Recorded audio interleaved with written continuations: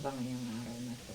Yeah, so it's raining in Mindanao right now kasi meron daw yatang bagyo. Hindi ko alam kung saan specific area ng Mindanao or parts ng Philippines na merong bagyo ngayon. So, medyo masama ang panahon. Yeah.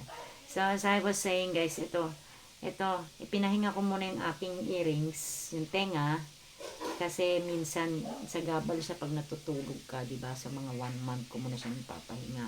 And then previously, may na-notice nga ako dito sa aking salamin, which is bagong-bago itong aking salamin. Wala pa siyang 1 month, parang June ko lang siya inano eh. Parang may kakaiba na naman ako nakikita, kakaibang ano. Pero sabi naman ng doktor na tumingin sa akin guys, yung ophthalmologist na sa St. Jude, natural daw yan, nangyayari daw sa atin yan pagka may cataract tayo. Kasi may cataract ako eh. So, there was a time maliwanag, there was a time na parang malabo, parang cloudy. So, minsan pag binigla mo yung lingon, medyo parang madidisi ka. Which is progressive kasi itong gamit ko na ito. So, once I'm using the progressive, once na progressive ang ginagamit natin sa salamin, kailangan dahan-dahan din yung pagtingin mo, hindi pa bigla-bigla. Kasi mahihilo ka, may tendency na nahihilo ka, yung biglang likot na mata. And of course, meron kasi akong vertigo. So, marami na talaga akong nararamdaman sa akin. Mata, ganun talaga, mahirap talaga pagka nagkakaedad na ano.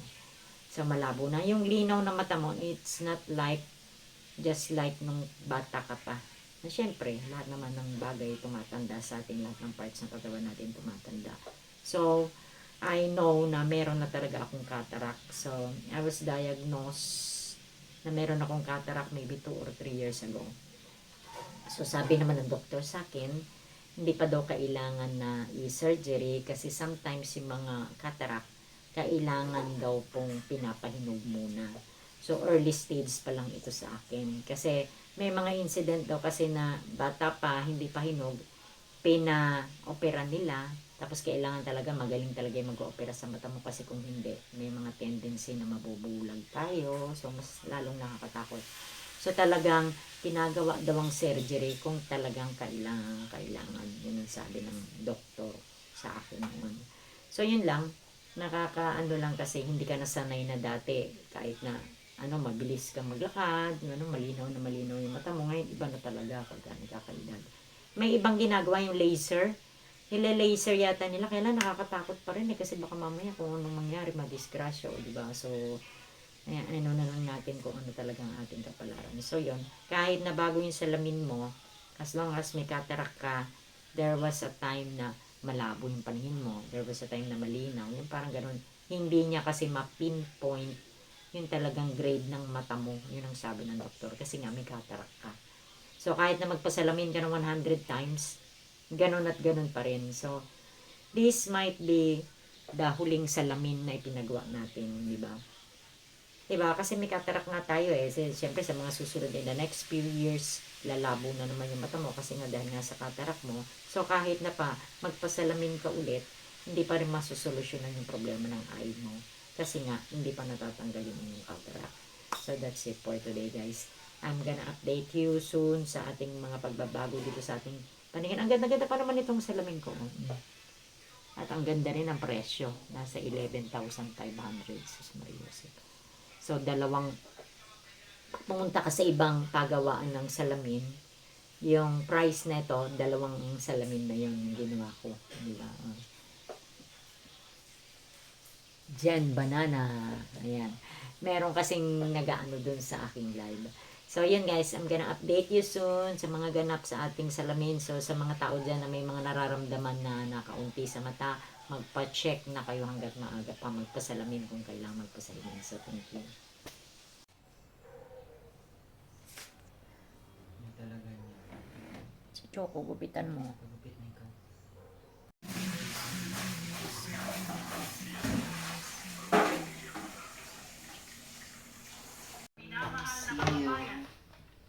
Prito. Yeah, I noticed something on my eyeglass. Hindi ko alam kung ano yun guys. Pero, yata ko ay naka-live din. Naka-live din tayo. Pero hindi ano to, hindi live na live stream na nagkakaroke. So, I noticed something on my, ano na naman, hindi na natapos-tapos yung problema. Okay naman yung paningin, kaya lang parang minsan may mapapansin kang kakaiba. Pag binigla mo yung pagtingin mo, para kang nahihilo, parang gano'n. Pero, gano'n talaga ang, gano'n talaga ang progressive na eyeglass. Progressive yung kanyang, di ba? So, sanay naman ako sa progressive. Siguro nanibago lang ako. At saka isa pa, iba na kasi yung situation ngayon kasi I have cataract both eyes. So, may connection daw yon, sabi ni Doc. Minsan, maliwanag. Minsan, malabo. So, hindi daw niya ma-pinpoint talaga kung ano ng iyong mata. So, natural na yan. Teka, akit tayo sa taas guys. Titingnan ko yung aking binilad na shoes. Tingnan niyo naman yung dinikit ko. Naglaba kasi ako ng rubber shoes ba?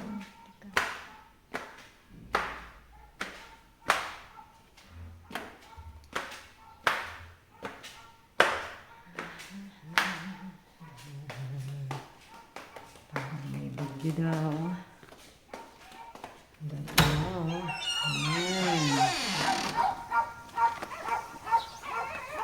Bakit ang ingay ng mga dogi pag may nakakawala? Binilad ko to kasi nilabahan ko kahapon.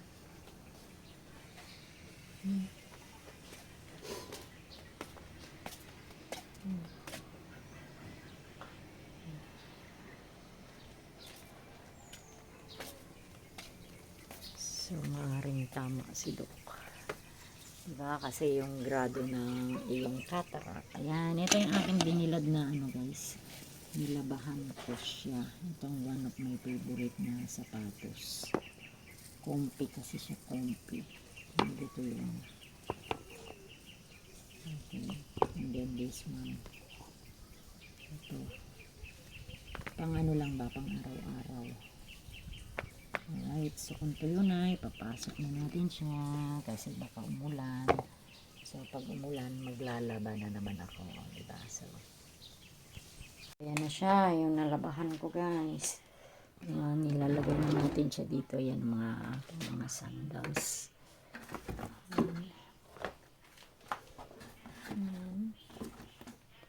Ito. Ay, medyo malayo siya. And another one here. Ito may mga mga rubber shoes. Malinis naman siya. So, ayan. Araw-araw. Ito, isang beses ko pala ito nagagamit. Binili ng kapatid ko nung nasa Cebu kami. Ayan, mamahaling rubber shoes. So, ba yan? Ay, pag ganun. Ayan. Diba? So, ayan. May ilang palapag bago makaakyat. Ayan, tingnan nyo may paupa ako dyan. Ito medyo magulo ang ating gamit ngayon. Ito may maleta ako guys. Ito yung mga gamit na hindi ko masyadong naisusuot na damit. And then I have this. Punabing yan. Para pag nag-travel ka, diba? At saka yun, nalagyan lang ng mga kung anik-anik na abubot. Ayan, mga listahan and everything. And then as you can see, nagpalit na naman ako nito. Nilalabahan ko siya. So, naka-live ako. Ayan, itong setup ko. Tinatamad akong mag-tiktok ngayong araw na to. So, let's see ano ang magandang gawin today. Did I show you my cabinet? Na ba? Ayan. Ayan. Naka-arrange na siya na maiki. Diba? Maganda siyang tignan pagka naka-arrange. As you can see sa taas, may mga bags and wallets and everything. Mas marami pa akong abubot itong aking mga sa baba. Yan. May mga abubot dyan. And then, meron din dito. Mga hindi ko siya masyadong ginagamit. So, parang may bagyo, sabi nila. Kasi nasa news.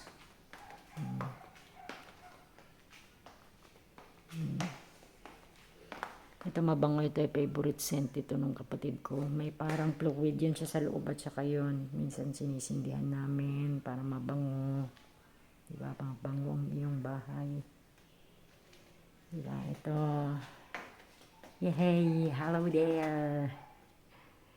Ito, ang ganda nito. Si Reggie nag-aayos niyan. So, medyo naninibago talaga ako sa aking eyeglass. Hindi ko alam. Naglabas si Inday as you can see. Yan. The weather in Cagayan de Oro is medyo mainit. Oh, yung parang, I think cataract na ito eh. Itong nasa mata ko. Kasi may cataract ako guys eh. Yung I noticed something different sa aking mata. Na bago lang kasi itong salamin ko. Kapapagawa ko lang. Wala pa nga siyang 1 month eh. Kaya lang. Ay lang, maambon! It's a maambon. It's a maambon. Dito lang. Ayan. Ito kasing aso namin, natatakot siya pagka umuulan.